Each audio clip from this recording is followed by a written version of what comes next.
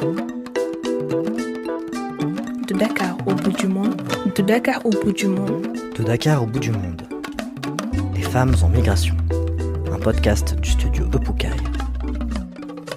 Épisode 3. Prendre la pirogue ou pas? Ça fait combien de fois j'ai déposé le visa au Maroc, au niveau de Maroc, pour partir en Europe, dans le voie légale. Mais ils me refusent le visa. Ils me refusent le visa. Cela veut dire qu'ils te poussent d'aller traverser dans la mer. Essaye de traverser, tu vas mourir. Une fois qu'on a décidé de migrer, il reste à savoir comment. Si on a des papiers en règle et qu'on a obtenu un visa pour sa destination, il suffit de prendre l'avion. Mais si on souhaite aller en Europe, les visas sont rares. Alors certaines voyageuses sénégalaises tentent de passer clandestinement, en prenant une pirogue vers l'Espagne. D'autres encore renoncent à l'Europe et choisissent des pays accessibles sans visa, comme le Maroc. Dans cet épisode, nous écoutons notamment Rama, qui vit depuis des années dans le nord du Maroc, d'où elle a tenté à maintes reprises de rejoindre l'Espagne en traversant la Méditerranée. Très engagée contre la politique européenne de fermeture des frontières, Rama fait partie d'Alarm Phone, un réseau d'activistes qui tente d'éviter les naufrages meurtriers, en proposant notamment une assistance téléphonique d'urgence aux bateaux de migrants quand ils se retrouvent en détresse en pleine mer. On entendra aussi Fama, une journaliste qui a choisi de migrer au Maroc, d'où elle a travaillé 2 ans dans un centre d'appel à Casablanca, avant de rentrer au Sénégal pour se rendre au chevet de sa mère qui était malade. Enfin, nous entendrons Fatou, qui a migré entre Maroc et Mauritanie, d'où elle a essayé plusieurs fois de rejoindre l'Espagne. Il y a beaucoup de femmes qui essayent de traverser la mer en fait. Il y a beaucoup de copines qui sont décédées, il y a beaucoup qui ont traversé aussi. Moi-même, je suis une femme et j'ai essayé même de traverser à maintes reprises. 6 fois. On s'organise entre nous pour acheter un Zodiac au bord de la mer qu'on va aller poser. Moi, j'ai réussi d'aller jusqu'à, dans la mer.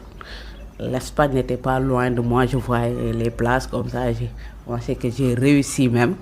J'étais en joie que je suis déjà traversée. Donc, la marine royale vient derrière moi. On dirait que toute ma vie est basculée en fait. Donc, c'est ça. J'ai essayé de traverser la mer et tout récemment à Ceuta aussi. J'avais même réussi aussi à traverser Ceuta. Mais la Guardia civile m'a fait retourner.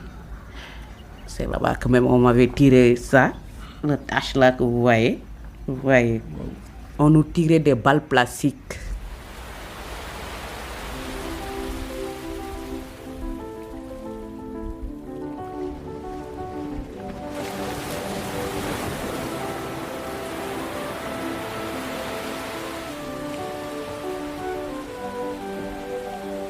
J'ai eu une proposition comme ça quand j'étais là-bas. Il y a une copine qui m'a demandé de rassembler de l'argent, beaucoup d'argent et d'aller en France.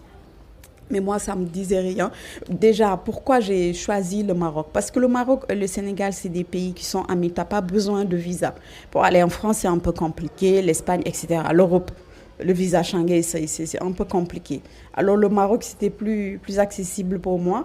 Et aussi, c'est un pays musulman. C'est un pays aussi où notre fondateur de la tariqa Tidjane, Yachama Tidjane Chérif radiyallahu ta'ala anhu, il repose là-bas. Donc, pour moi, c'était tout fait. Le Maroc, c'était bien.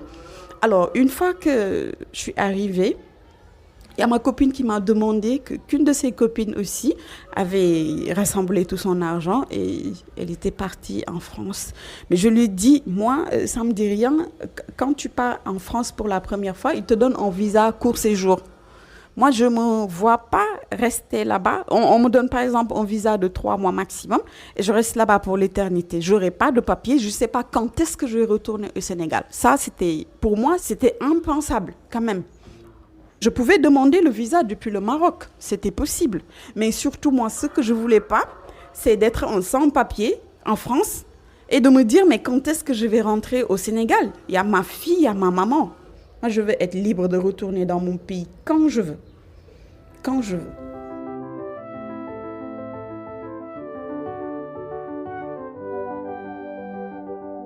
Au Sénégal, en 2004 ou 2005, il y avait le phénomène Barça-Barsac.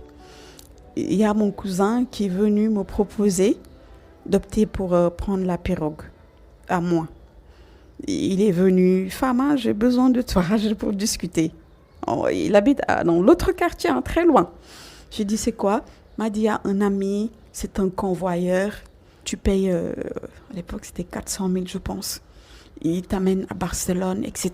C'est sûr. Je l'ai regardé, je lui ai dit, pourquoi tu as pensé à moi? Il m'a dit, mais parce que femme, toi, tu es une battante.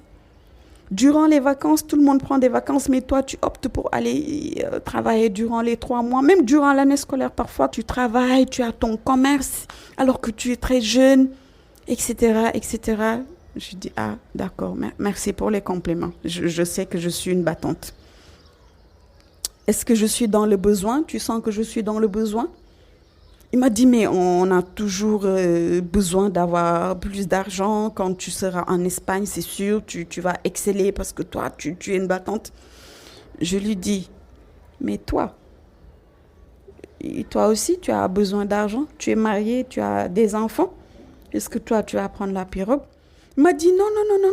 Moi, c'est pas la peine parce que je suis père de famille maintenant, etc. Je lui dis, et moi, je veux pas devenir mère de famille.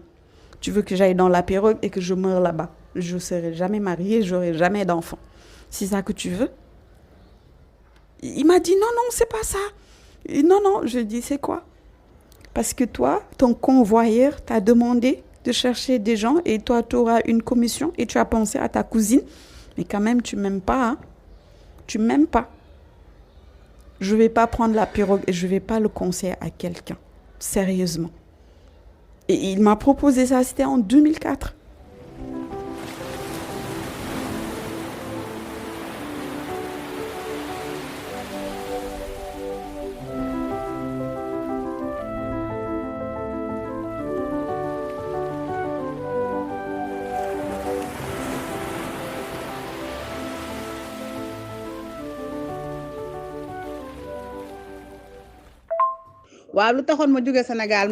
Pourquoi j'ai quitté le Sénégal? C'est parce qu'à l'époque, j'étais une jeune fille, j'avais un enfant, mais je n'avais plus ma famille derrière moi. J'en avais marre, je n'avais pas de travail, je n'arrivais pas à subvenir aux besoins de mon enfant. Mon grand frère était en Mauritanie, alors pourquoi pas le rejoindre là-bas? Je suis arrivée en Mauritanie en 2004. Au début, je vivais avec mon frère et je travaillais. C'est en 2006 que j'ai pris la pirogue pour la première fois. Quand j'avais quitté le Sénégal pour la Mauritanie, je n'avais pas l'intention de monter dans une pirogue pour aller ailleurs. Je voulais juste trouver un boulot et aider mon enfant que j'avais laissé avec ma mère au Sénégal. Mais ici, en Mauritanie, à partir de 2005, j'ai vu beaucoup de gens partir en pirogue. Alors je me suis dit, pourquoi pas essayer moi-même? C'est comme ça que j'ai tenté pour la première fois, début 2006, mais ça n'a pas marché.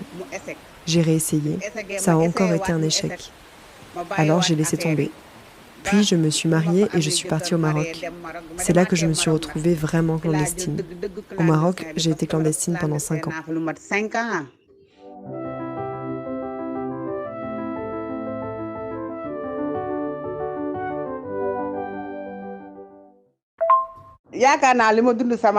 Je pense qu'avec tout ce que j'ai vécu dans ma vie, il n'y a plus rien qui peut me faire peur. J'ai eu des aventures en tout genre, donc je ne vois plus grand-chose qui pourrait me déstabiliser dans la migration irrégulière. La mort, c'est Dieu qui la détient. La mer, celui qui doit la traverser, il la traversera. Mais si Dieu a écrit que tu dois mourir en mer, tu y resteras. Tout ça, c'est l'affaire de Dieu. À part lui, personne ne sait. Donc, chacun avec son destin. Moi, je crois que si une porte s'ouvre et si mon destin c'est d'aller en Europe, j'y arriverai. Cette histoire, c'est une question de confiance. Il faut y croire. Comme disent les Toubabs, tant qu'il y a de la vie, il y a de l'espoir. Si tu crois à quelque chose, que tu le veux vraiment, ne regarde pas derrière toi. N'hésite pas. Si tu y crois, Dieu t'aidera sur ton chemin.